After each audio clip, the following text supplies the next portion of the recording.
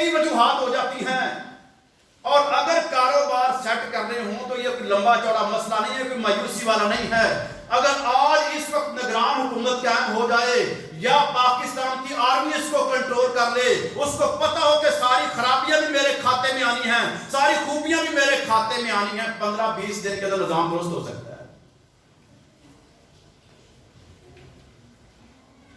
ابھی دوبارہ چونکہ جمعے کے بعد اعلان ہے نا، اس کے اندر کیا کچھ ہوتا ہے، اس کے اوپر بڑے بڑے ملک لگے ہوئے ہیں۔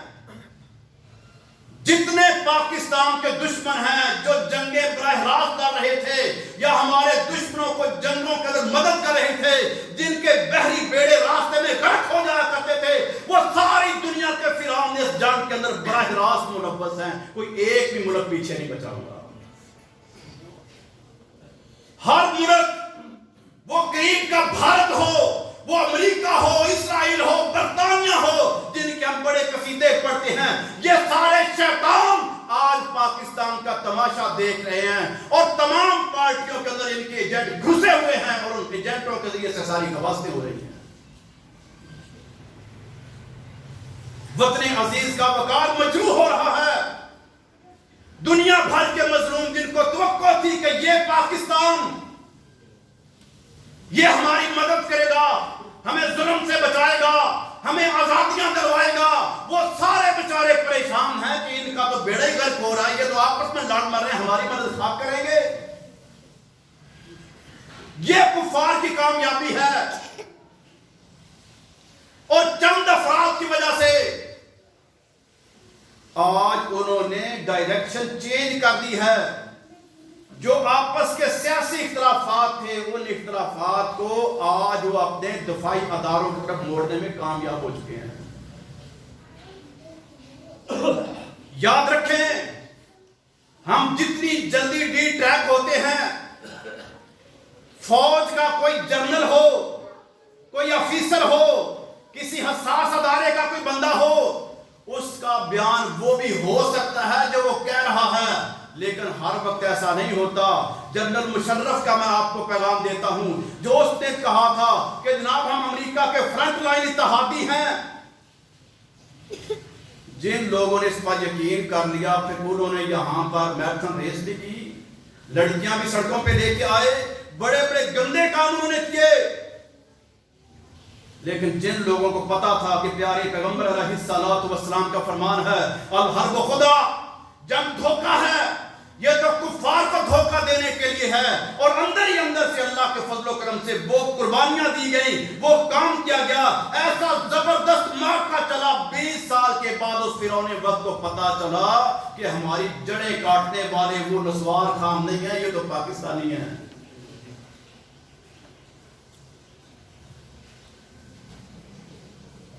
صرف وہ اکیلا ملک بدماش نہیں تھا، اس کے ساتھ جتنے دنیا کے بدماش تھے، منافق بھی اور کافر بھی، سب کو اللہ نے ذلیل کروایا اس پاکستان کے ہاتھوں سے۔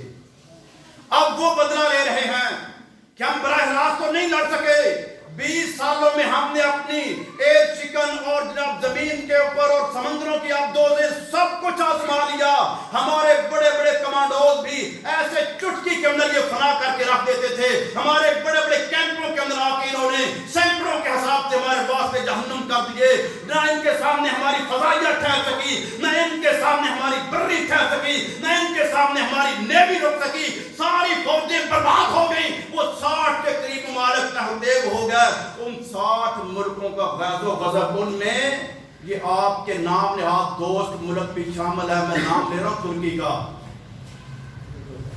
جن کی ڈرامے بازیاں دیکھ کے بڑے خوش ہوتے ہیں، پرلے درجے کی منافقت کر رہا ہے، یہ بھی سب سے زیادہ یہودیوں کے ساتھ کاروبار اس کا، سب سے زیادہ یہودیوں کو پروٹوکول اس کا، جتنی انٹرنیشنل ملٹی نیشنل کمپنیاں تمام کے برانڈ و ترکش کے نام پہ چلائی جا رہی ہیں، پیچھے یہودی ہے، فرنٹ پہ نام نہاد مسلمان ہے، یہ جتنے بھی 2 نمبر مسلمان ہیں جو اسلام سے ہٹے ہوئے ہیں، قرآن و سنت سے ہٹے ہوئے ہیں، کسی بھی اپنے نام پہ، کسی بھی اپنے پیغام پہ، کسی بھی اپنی ہستی پہ، کسی بھی اپنی بستی پہ، یاد رکھیں یہ اسلام کے غلبے کا کام نہ کل کر سکے ہیں، نہ آج کر رہے ہیں، نہ آئندہ کر سکیں گے، یہ ہمیشہ اسلام کے دشمن ثابت ہوئے ہیں۔ اسلام کا کام کل کیا تھا تو قرآن و سنت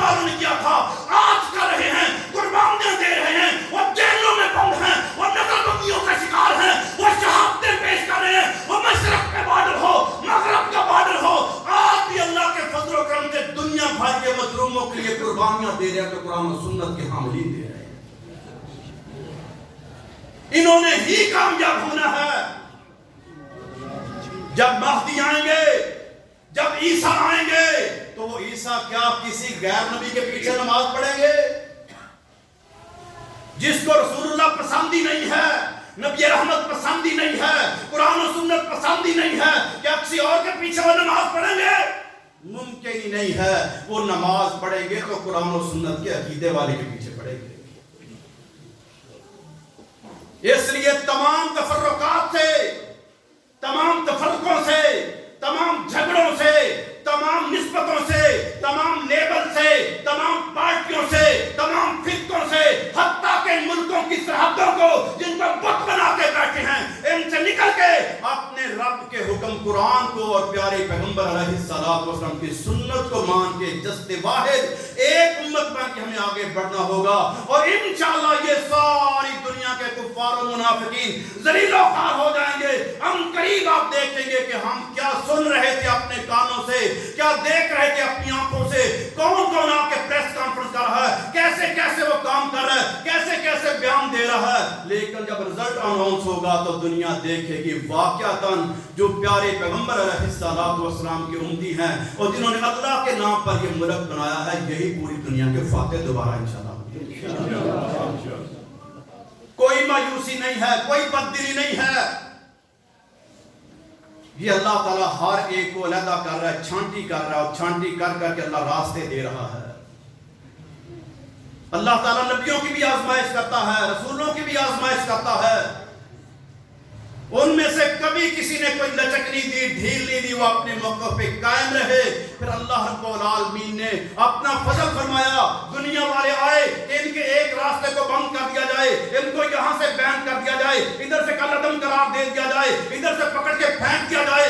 اللہ فرماتے ہیں والذین جاہدوا فینا لنہدینہم سبلنا وان اللہ لمع المحسنین. میرے یہ بندے جو میرے راستے میں جہاد کرتے ہیں، میں ان کے راستوں کو کھول بھی دیتا ہوں، ان کے ساتھ بھی مل جاتا ہوں. جن کے راستوں کو رب کھول دے اور جن کے ساتھ رب مل جائے، ان کا راستہ کوئی نہیں روک سکتا. محترم بھائیو، اپنے اداروں کے بارے میں مت زبان کھولیں. غلطیاں ہیں، ہم یہ نہیں کہتے وہ فرشتے ہیں، لیکن وہ ہیں تو ہم ہیں. ان ظاہری بیانات کو چھوڑ کے اس تڑپتے ہوئے لاشے پہ ذرا توجہ کریں جو ہندو کے بارود سے چھلنی ہو چکا ہوتا ہے. افغانستان کے بارڈروں سے آج بھی آپ کے فوجیوں پہ حملے ہو رہے ہیں، اور اگر میں نام لوں تو شاید آپ بگڑ جائیں. آپ کا فارن افیئرز کا منسٹر بھی ملوث ہے.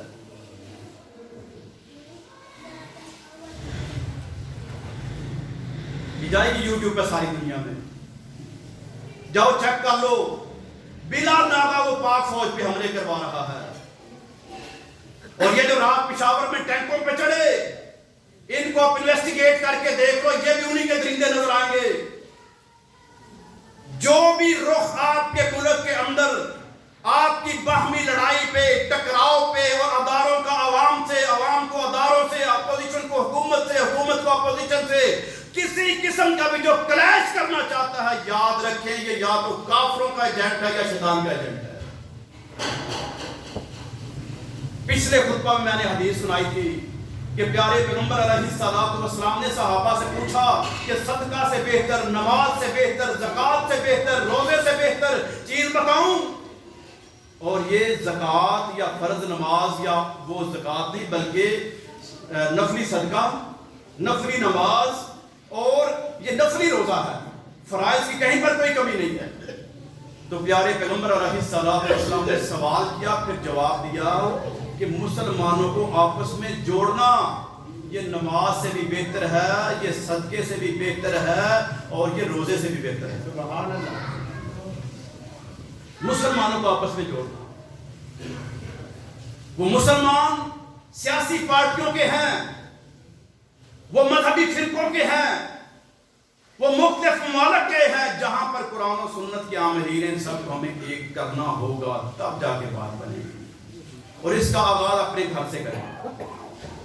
دشمن اس میں کامیاب ہو چکا کہ سگے بھائیوں میں اس نے رکھنے ڈال دیے. یہ کدھر ہے اس کا جھنڈا یہ ہے، اور یہ کون ہے اس کا جھنڈا یہ ہے. آپس کے اندر بحث مباحثے، ان چیزوں سے باہر آئیں.